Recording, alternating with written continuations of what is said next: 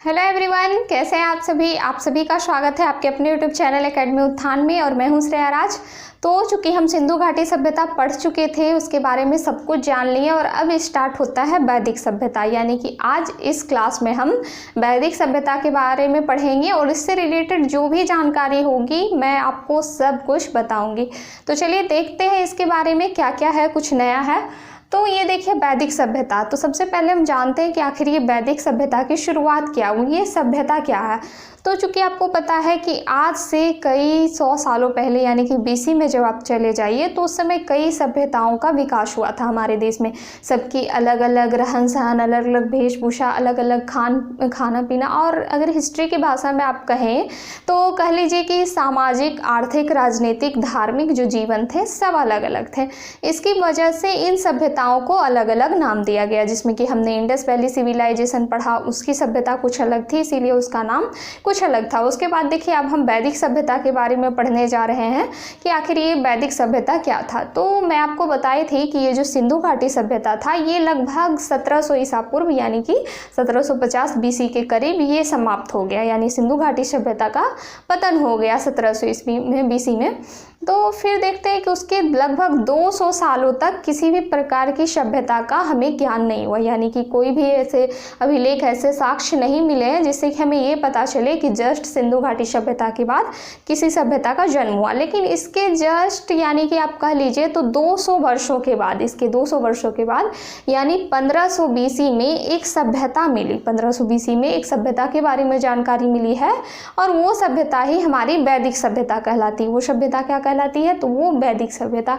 अब इसका नाम वैदिक सभ्यता क्यों पड़ा, इसका सामाजिक जीवन कैसा था, राजनीतिक जीवन, धार्मिक जीवन, ये सब हम इसमें पढ़ेंगे, ये सब इसमें पढ़ेंगे। और एक तरह से कहा जाए तो ये क्रम कह लीजिए कि उल्टा था, सभ्यता के विकास का ये क्रम उल्टा था।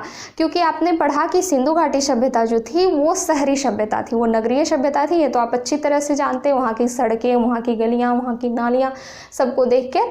लेकिन ये जो वैदिक सभ्यता थी हम इसमें पढ़ेंगे कि ये सभ्यता ग्रामीण सभ्यता थी। ये कैसी सभ्यता थी? तो ये ग्रामीण सभ्यता थी। तो आप कह सकते हैं कि ये क्रम उल्टा था, क्योंकि जो एक कहा जाता है कि गांव से उठ के लोग शहर में पहुंचते हैं, यानी कि ग्राम से शहर में परिवर्तन होता है। लेकिन यहाँ उल्टा हो रहा था, पहले नगर था, फिर बाद में जो सभ्यता आई वो कैसी सभ्यता थी? तो वो ग्रामीण सभ्यता थी। और ये सब ऑब्जेक्टिव में तो आपके पूछे जाते हैं। तो अब हम इसमें देखेंगे कि आखिर इसका हमें पता कैसे चला और सारी चीज़ें हम इसमें देखते हैं। तो देख लीजिए, मैं एक तरह से पॉइंट डाल के आपके लिए लाई हूँ ताकि आपको नोट करने में दिक्कत ना हो, ताकि आप कभी भी आप नोटबुक खोलें तो आपको कहीं भी कंफ्यूजन ना हो, आप एकदम बढ़िया से सब चीज़ों को पढ़ते जाए, रिवीजन करते जाए, समझते जाए। तो बात करें अगर वैदिक सभ्यता की, तो सबसे पहले देखते हैं कि ये वैदिक सभ्यता आखिर था क्या। तो आपको मैं अभी बता चुकी हूँ कि एक प्रकार की सभ्यता थी। ये कैसी थी? तो ये एक सभ्यता थी, ग्रामीण सभ्यता थी, जहाँ की लोगों का जो निवास स्थान था, रहन सहन था, खाना पीना था, सब कह लीजिए कि सामाजिक, आर्थिक, राजनीतिक, धार्मिक जीवन सब अपने तरीके से चल रही थी, सब अपने तरीके से चल रही थी। और मैंने आपको इतिहास में एक बात बताई थी कि 3 भागों में से बांटा गया था, 3 भागों में, जिसमें कि प्राग ऐतिहासिक काल, आदि ऐतिहासिक काल और ऐतिहासिक काल। तो उसमें प्राग ऐतिहासिक काल में मैं आपको बताई थी कि उसमें जो लिपि का ज्ञान नहीं हुआ था लोगों को लिपि का ज्ञान नहीं हुआ। लेकिन आदि ऐतिहासिक काल में लोगों को लिपि का तो ज्ञान था, लेकिन उसके द्वारा जो लिपि लिखी गई थी उसे आज तक किसी ने नहीं पढ़ा। जैसा कि इंडस वैली सिविलाइजेशन, उसकी लिपि भाव चित्रात्मक थी, जिसको कि आज तक कोई भी पढ़ नहीं सका। और उसके बाद हमने ऐतिहासिक काल में पढ़ा था कि इसमें लिपि का ज्ञान था और इसकी लिखी गई जो लिपि थी उसे सबने पढ़ा भी, उसके द्वारा लिखी गई लिपि को पढ़ा भी जा सकता है। तो आपने एक तरफ जहाँ देखा कि सिंधु घाटी सभ्यता का पता हमें किससे लगा था, तो खुदाई के दौरान मिली वस्तुओं से, मोहरों से, पुरातत्व से, इन सब से हमें के बारे में जानकारी मिली थी, स्थलों से, कि वो सभ्यता कैसी थी, उसका विकास कैसे था, उसका पतन क्या था, ये सारी जानकारी। लेकिन ये जो वैदिक सभ्यता है इसकी जानकारी हमें साहित्य और पुरातत्व से मिली, इसकी जानकारी हमें साहित्य से मिली, यानी कि वेदों से इसकी जानकारी मिली है। ज़्यादातर जो इसकी जानकारी थी वो वेदों से मिली है, क्योंकि इस समय वेद का निर्माण हो गया था, वैदिक सभ्यता में वेद का निर्माण हो गया था और उसका नाम भी वैदिक सभ्यता इसी वजह से पड़ा था, क्योंकि इसमें वेद का निर्माण निर्माण हो गया था। तो अब हम देखते हैं। तो देखिए सबसे पहले हम इसके परिचय के बारे में देखते हैं। सबसे पहले परिचय क्या कहता है। तो आपको पता है कि जो वैदिक सभ्यता थी ये 1500 से लेकर 600 BC तक का था, यानी कि 1500 BC से लेकर 600 BC तक की वैदिक सभ्यता का कालक्रम माना जाता है। ठीक, लेकिन इसमें दो भागों में से बांट दिया गया था, दो भागों में बांट दिया गया था। एक तो बांट दिया गया था ऋग वैदिक काल, जिसे कि पूर्व वैदिक काल भी कहते हैं, और दूसरा बांटा गया था उत्तर वैदिक काल, दूसरा उत्तर वैदिक काल। अब देखिए ऐसा क्यों बांटा गया था। तो आप अभी जिस समाज में रह रहे हैं, मान लीजिए कि आपका जन्म हुआ है 2000 लगभग के अप्रॉक्स में आपका जन्म हुआ 2001 में, 2002 में, इस तरह से आपका जन्म हुआ है। ठीक, मान लीजिए, और आप अभी 2021 तक आ गए हैं, 2021 तक। तो शुरू से लेकर मान लीजिए कि 10 वर्ष की जो जीवन शैली थी वो कुछ अलग थी। वहाँ का समाज, उस समय हमारा समाज कुछ अलग था, ज़्यादा आधुनिकीकरण नहीं था, निर्माण नहीं था उतना सारा। तो हम उसे कह दें कि वो पहले का युग है। और बाद में जब हम 10 साल से बड़े हो गए लगभग, तो उस समय बहुत ज़्यादा ही कुछ विकास होने लगा, समाज का आधुनिकीकरण आ गई। तो हम इसे दो भागों में अगर बांट दें कि वो जो हमारा था वो पूर्व समाज था, और अभी जो समाज हमारा इसके बाद था तो उत्तर समाज था। तो वही चीज़ें यहाँ भी हुई, वही चीज़ें यहाँ भी हुई, क्योंकि यहाँ के जो तरीके थे, तौर तरीके थे, यहाँ के जो निर्माण कार्य थे, यहाँ की विकसित जो डेवलपमेंट थी, इसको देख के ऐसा बांट दिया गया कि ये दो भागों में बटा है। ऋग वैदिक काल, जिसे कि हम पूर्व वैदिक काल भी कहते हैं, और उत्तर वैदिक काल। तो अब इसके काल को देखते हैं। देखिए एग्जाम में ऑब्जेक्टिव यही से निकलना शुरू हो गया। तो अब अगर हम इसके काल को देखें तो ये जो ऋग वैदिक काल, यानी कि जिसे हम पूर्व वैदिक काल कहते हैं, इसका काल कब से कब तक था। तो आपको पता है कि 1500 से स्टार्ट था। तो ये था 1500 से 1000 BC तक, 1500 से 1000 BC तक था ऋग्वैदिक या पूर्व वैदिक काल। और इसे ऋग्वैदिक काल इसलिए कहते हैं क्योंकि इसमें मात्र एक वेद की हमें जानकारी मिलती है, ऋग्वेद की। आप पढ़े हैं कि वेद 4 प्रकार के होते हैं, ऋग्वेद, सामवेद, यजुर्वेद, अथर्ववेद, जिसमें कि मात्र हमें ऋग्वेद की यहाँ से जानकारी मिलती है। इसमें ऋग्वेद की रचना हुई थी, इसीलिए हम इसे क्या कहते हैं, तो इसे हम ऋग्वैदिक काल भी कहते हैं। तो ये 1500 से 1000 BC तक था। अब देखिए उत्तर वैदिक काल की अगर बात करें कि उत्तर वैदिक काल की जो टाइम ड्यूरेशन थी ये क्या था, तो ये था 1000 से लेकर 600 BC तक, 1000 से लेकर 600 BC तक। यानी कि जो वैदिक काल था वो 1500 से 600 तक चला, जिसमें ऋग्वैदिक काल 1500 से 1000 और उत्तर वैदिक काल 1000 से 600 BC तक। तो आपको ये सब पॉइंट याद रखना है। फिर देखिए अगर शब्द की बात करें कि इसे वैदिक शब्द यानी कि वैदिक सभ्यता नाम क्यों दिया गया, तो आपको मैं अभी बताई थी, क्योंकि इस काल में जो वेद की रचना हुई थी और इसी सभ्यता से हमें जो इसकी जानकारी मिलती है, ये ज़्यादातर वेदों में इसकी जानकारी दी गई, इसीलिए इसकी जो रचना हुई वो किससे हुई, तो वेद से। और वेद में इसका अर्थ की अगर बात की जाए कि वेद का अर्थ क्या था, तो वेद का अर्थ था ज्ञान। उस समय इसमें जो वेद की बात की गई तो वेद का अर्थ ज्ञान था, और हमें जो जानकारी मिली है वेदों के माध्यम से मिली है। और इसमें 4 प्रकार के वेद जो थे। तो उसके बाद देखिए निर्माता की अगर बात की जाए, निर्माता इसके कौन थे, तो मूल रूप से इसके निर्माता आर्य को माना जाता है। आर्य को इसका निर्माता माना जाता है वैदिक सभ्यता का। आर्य को इसलिए माना जाता है क्योंकि जो देखा गया कि आर्य जो जहाँ से रिलेटेड थे, यानी कि आर्य जहाँ रहते थे, तो वहाँ की जो सामाजिक, आर्थिक, राजनीतिक, धार्मिक जीवन थी, यानी रहने का तरीका, जीने का तरीका, खाने पीने का, वो सब मिलता जुलता था वैदिक सभ्यता से। वो सब कहाँ से मिलता था, वैदिक सभ्यता से।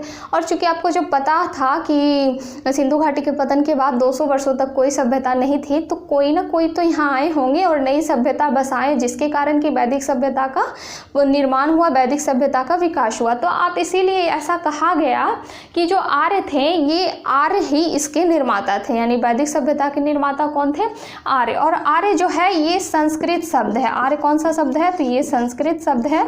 और इसका जो अर्थ होता है, अगर इसके अर्थ की बात की जाए तो इसका अर्थ होता है श्रेष्ठ। इसका अर्थ क्या होता है, इसका अर्थ होता है श्रेष्ठ, यानी कि महान। आर्य का ये अर्थ होता है। एक जगह मैंने पढ़ा था कि यहाँ के जो निवासी कह लीजिए अभी भी जो है, तो सब आर्य और दूसरे देशों से आए हुए, क्योंकि यहाँ के जो मूल निवासी थे यानी कि भारत के, तो वो क्या थे, तो वो थे हमारे जो अभी कबीले वाले लोग, जिसे आप कहते हैं आदिवासी लोग।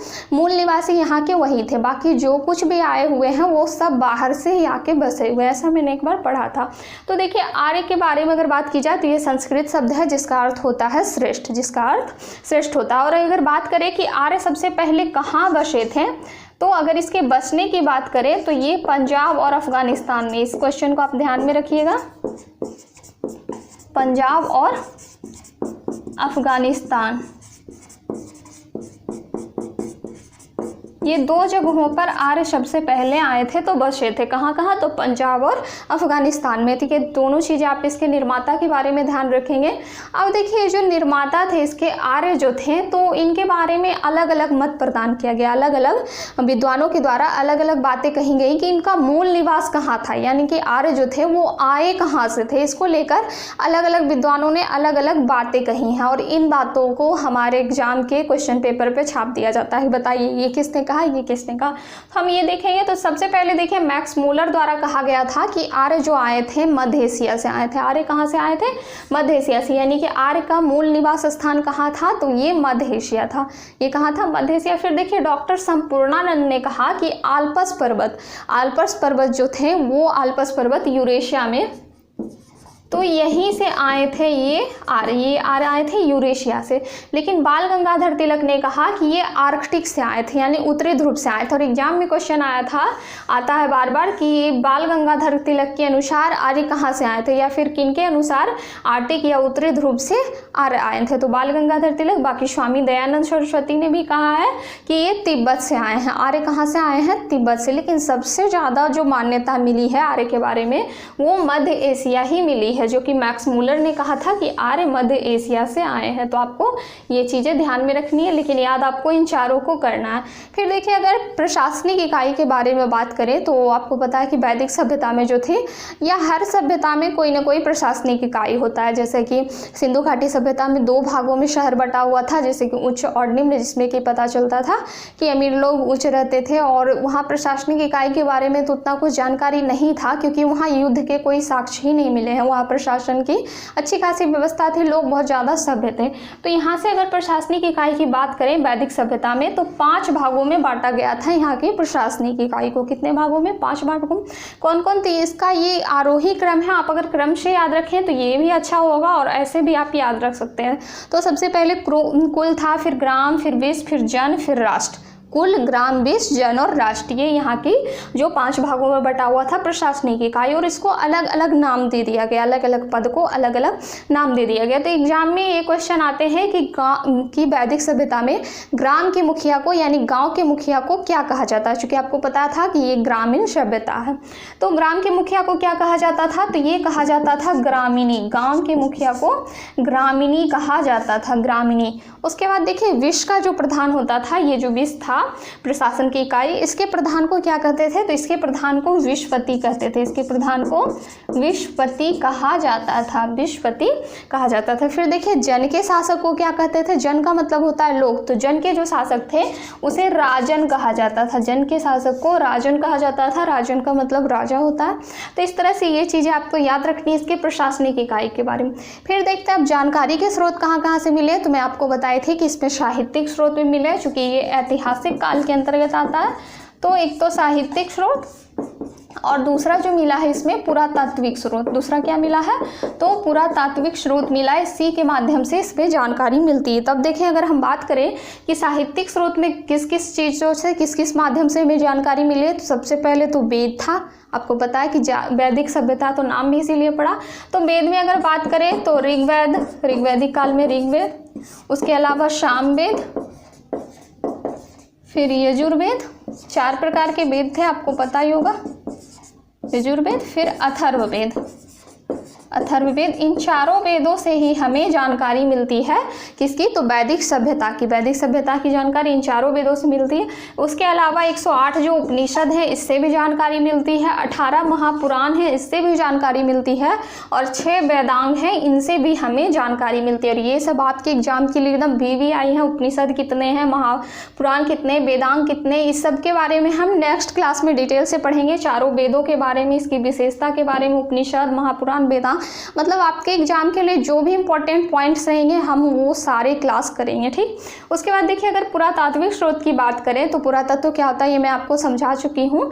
तो पुरातात्विक स्रोत की अगर बात करें तो बोगाज गोई अभिलेख, बोगाज गोई अभिलेख से हमें इसके बारे में जानकारी मिलती है। यानी कि 1400 BC के इस अभिलेख से हमें यहाँ के देवता, यहाँ के जो देवता थे इंद्र, वरुण, मित्र, नासत्य, इन सब का हमें जानकारी मिलता है बोगाज गोई अभिलेख से। और आपको ये याद रखना है बोगाज गोई अभिलेख वैदिक सभ्यता के का एक कह लीजिए तो इम्पॉर्टेंट पार्ट है और इससे एग्जाम में क्वेश्चन आते हैं। उसके बाद देखिए पूर्व वैदिक काल में गैरिक मृदभांड जो थे OCP, इससे जानकारी मिली है। पूर्व वैदिक काल की जानकारी में एक जो मृदभांड था ये, इस मृदभांड की भी अहम भूमिका रही है, गैरिक मृदभांड। फिर देखिए उत्तर वैदिक काल में अगर बात करें तो चित्रित धूसर मृदभांड इस तरह का होता था, कह लीजिए तो नाम से तो यही लग रहा है धूसर मृदभांड। तो इन सब से हमें जानकारी मिलते हैं PGW, इस चित्रित धूसर मृदभांड को PGW कहते थे। ठीक, आप इन दोनों का नाम याद रखिएगा। OGW गैरिक OCP था गैरिक मृदभांड और चित्रित धूसर मृदभांड था PGW। तो ये दोनों चीज़ें आपको, और ये बोगाज गोई अभिलेख कब का था तो 1400 BC में। ये तीनों चीज़ें, चारों चीज़ें आपको ध्यान में रखनी है इसका पुरातात्विक स्रोत के बारे में। अब हम कल पहले पूरे चारों वेद का डिटेल में अध्ययन करेंगे और उससे जो जो इंपॉर्टेंट क्वेश्चन आता है उसके बारे में पढ़ेंगे। आप इसे नोट कर लें, एक तरह से आप नोट्स बना लें, ये आपके लिए बहुत इंपॉर्टेंट होगा। इसीलिए मैं सिर्फ कहानी के रूप में आपको नहीं सुनाती हूँ, पॉइंट लिख के लाने का मेरा बस एक ही रीजन होता है कि आपको नोट करने में आसानी हो, कि कभी भी आप नोटबुक खोलें तो आपको चीज़ें एकदम पूरी की पूरी क्लियर रहे, किसी प्रकार का कहीं भी कन्फ्यूजन नहीं रहे, कोई भी पार्ट छूटे नहीं। तो अगर अच्छा लगा हो तो कॉमेंट करके ज़रूर बताइएगा, अपने दोस्तों को भी अधिक से अधिक शेयर कीजिए, सब्सक्राइब कीजिए अगर मेरे चैनल पर नए है तो, और साथ ही बेल आइकन को भी प्रेस कर दीजिएगा ताकि मेरी हर एक नोटिफिकेशन आप तक पहुंचती रहे। तो चलिए आज के लिए इतना ही। जय हिंद, धन्यवाद।